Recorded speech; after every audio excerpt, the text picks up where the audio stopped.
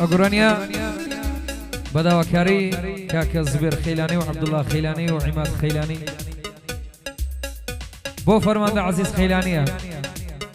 فيش كشف فرمان عزيز خيلاني وهم كركاني ودارين بدل يامبي يلا بخوشي كاكاب كيشرو خيلانية خوشي خر خيلانية أنا ها ويانرن وين يقول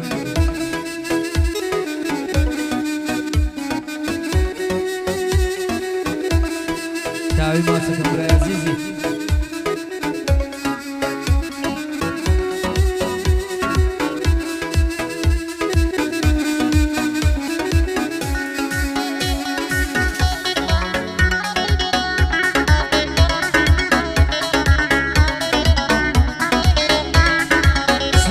عزيز خيلاني صلو لو فرمان ديا كري روجي غيرتا تابلي بإراديا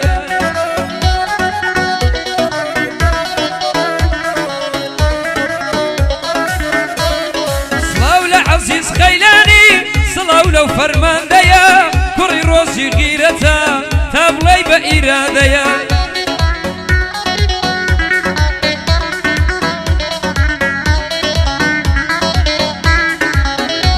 خيلانية كانا كسيجي ببيقيا باجيني لدجمن شايا وتنيا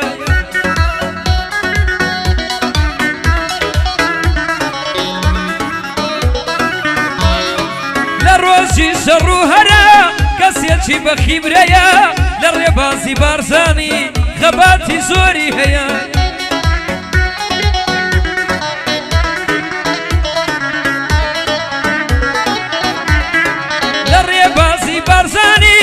خباتي زوري هيا خر خيلاني لقلا بشي او سر كرديا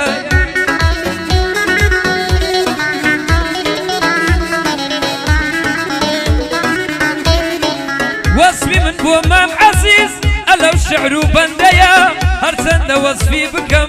شايني صد هنديا هرسند وصفي بكم شايني صد هنديا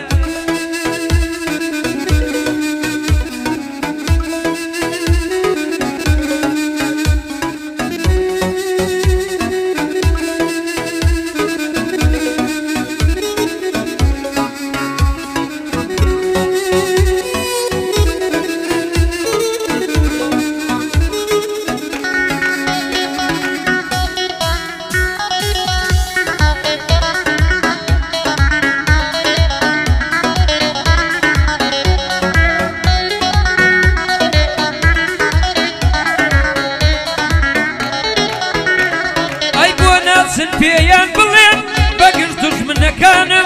بولا دور باسم دكن بونا ينا ميدانم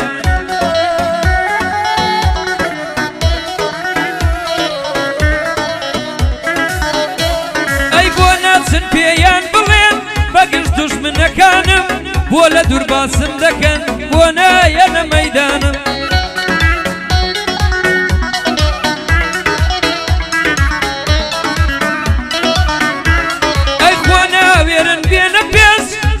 أو دزانم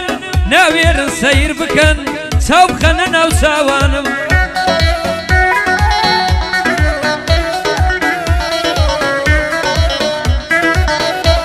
أي ناوير سير بكن ساو بخنا ساوانم نامردي قبولناكم بوما ولا باوانم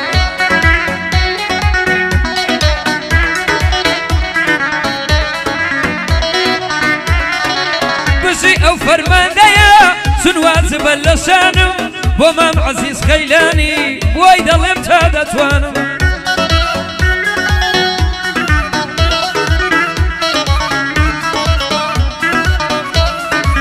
أوزواني بوذلم شعر قران يكانم صلاو لفرمان دبي ببيويستي دزانم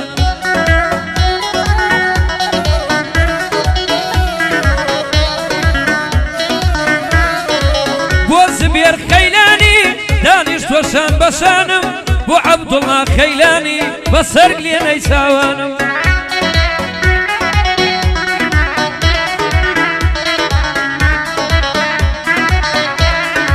بشي عماد خيلاني بين الام كنازانم منيش وەک خەیلانیان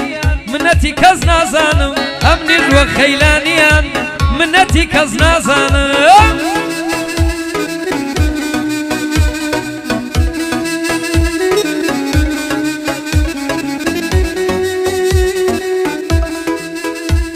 جن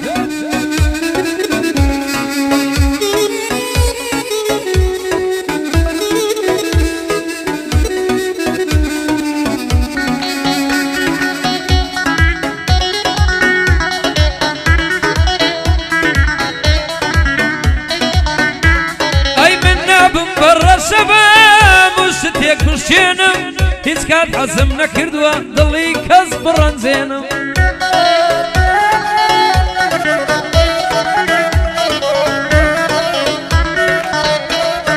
هەتاکو نەمجوڵێنم من هیچ کەس ناجوڵێنم بەڵام ئەگەر گەرم بم تۆزیان لێ هەڵدەستێنم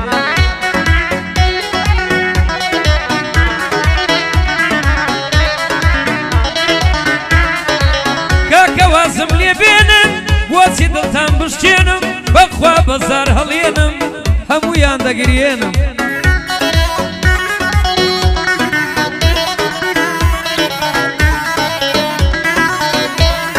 بەخوا بەزار هەڵێنم هەموویان دەگرێنم نانادەیان سوتێنم بەخوای لە بنیان دێنم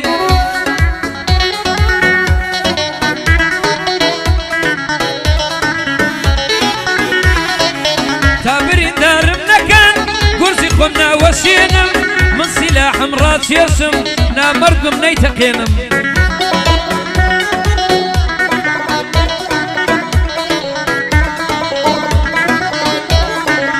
بۆ کاک عەزیز خەیلانی بەدڵ ناوی دەخوێنم شێڕقی لە مام عەزیزە 32 ددانی دەردێنم